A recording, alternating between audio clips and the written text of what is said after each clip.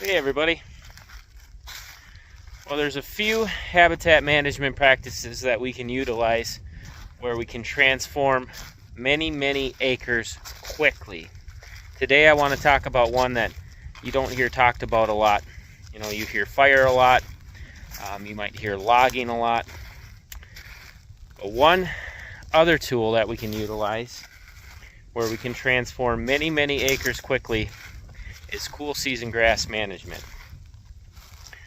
If we kill our cool season grasses, we can release that seed bed, that native seed bed, and transform many acres quickly. And it's very easy to do if you have access to a sprayer.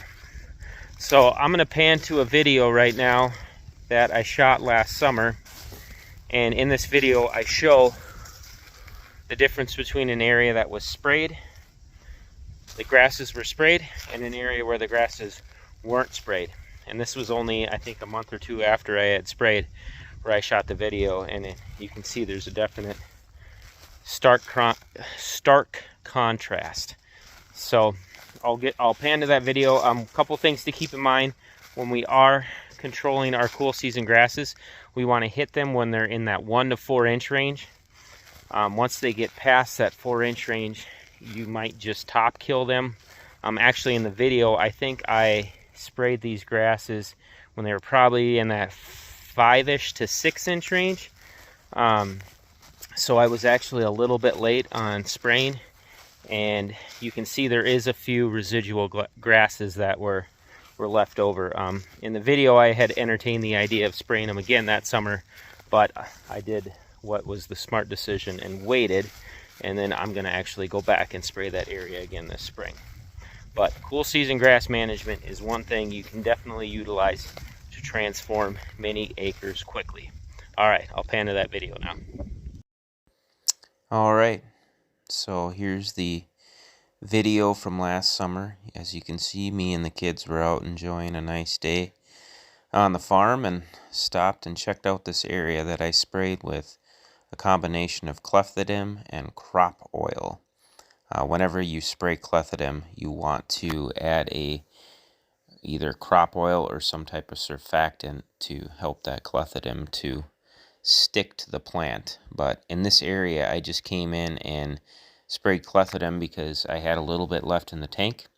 So I sprayed it in early June, which was actually just a little bit late.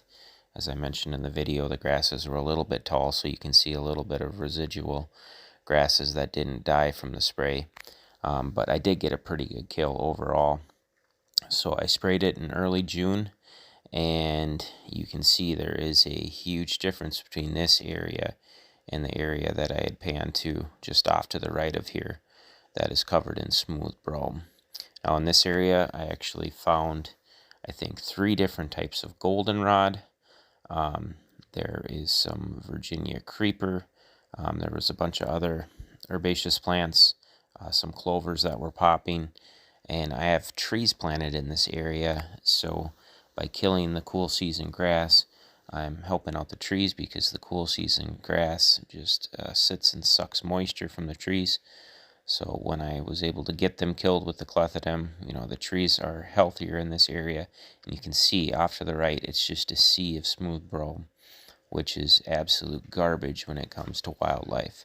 But this area on the left is full of good herbaceous plants.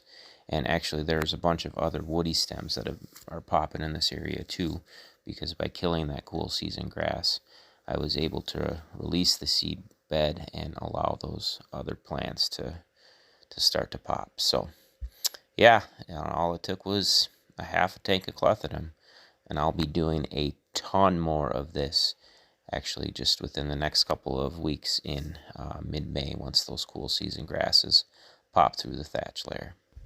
You all take care. God bless.